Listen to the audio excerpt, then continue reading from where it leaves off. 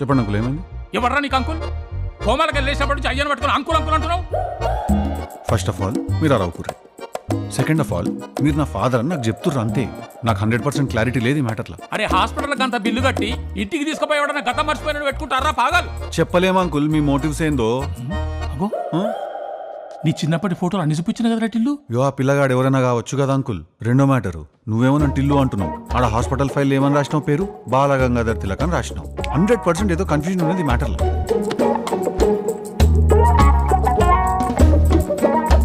పిసుకో పిసుకుంటా బాగా పిసుకుంటా పిసుకో ఓ పిసుకో.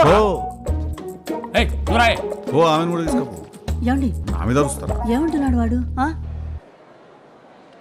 ఊ అంటావా? వీడేంద్ర బొమ్మను పట్టుకొని తిరుగుతున్నాడు.